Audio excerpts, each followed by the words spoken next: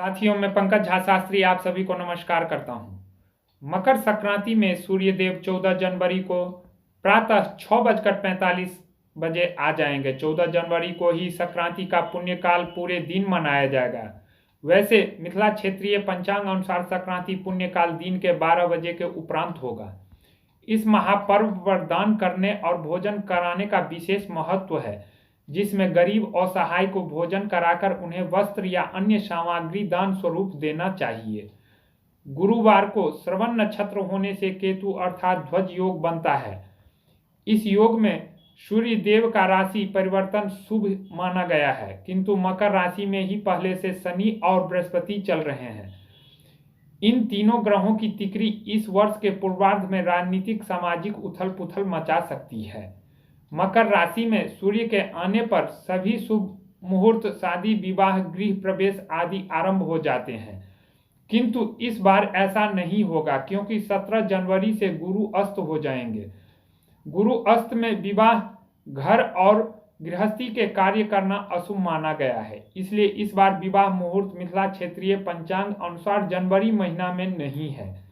मकर राशि में 5 ग्रहों का बन रहा है योग। इस दिन श्रवण नक्षत्र में सूर्य के मकर राशि में प्रवेश करने से ध्वज योग बन रहा है। यह खास संयोग कई राशियों के लिए शुभ परिणाम लेकर आएगा। मकर संक्रांति के दिन श्रवण नक्षत्र होने से इस दिन का महत्व और बढ़ रहा है। सूर्य के मकर राशि में आने से मकर संक्रांति के दिन 5 ग्रहों का शुभ संयोग बनेगा, जिसमें सूर्य, बुध, चंद्रमा और शनि शामिल है, जो कि एक शुभ योग का निर्माण करते हैं। इसलिए इस दिन किया गया दान और स्नान जीवन में बहुत ही पुण्य फल प्रदान करता है और सुख समृद्धि लाता है। मकर संक्रांति पौष मास का प्रमुख पर्व है। इस दिन माघ मास का आरंभ होता है।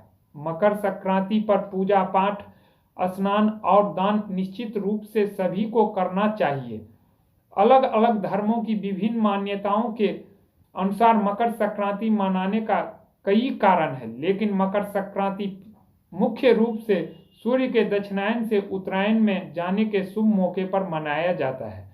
भारतीय शास्त्रों में कहा गया है कि जब सूर्य दक्षिणायन में रहता है तब देवताओं की रात्रि होती है, अर्थात यह समय नकारात्मकता का प्रतीक होता है। और वहीं दूसरी तरफ जब सूर्य उत्तरायण में रहता है तो यह देवताओं का दिन होता है और यह समय बहुत ही शुभ माना गया है। दरअसल भारत उत्तरी गोलार्ध में स्थित है और मकर संक्रांति से पहले सूर्य भारत के हिसाब से दक्षिण गोलार्ध में रहता है और मकर संक्रांति के समय पर वह उत्तरी गोलार्ध में आना शुरू कर देता है, जिसका मतलब होता है कि भारतीय सभ्यता के अनुसार इस दिन से उत्तरायण का समय शुरू हो जाता है। यह भी माना जाता है कि मकर संक्रांति के दिन से सर्दी समाप्त होना शुरू हो जाती है और दिन बड़े व रातें छोटी होना शुरू हो जाती है। यूं कहें तो गर्मी की शुरुआत होने लगती है।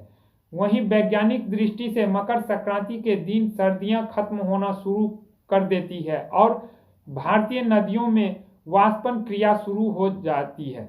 क्योंकि मकर संक्रांति से सूर्य भारत की तरफ बढ़ना शुरू करता है, वैज्ञानिकों के अनुसार नदियों से निकलने वाली वाष्प कई रोगों को दूर करती है।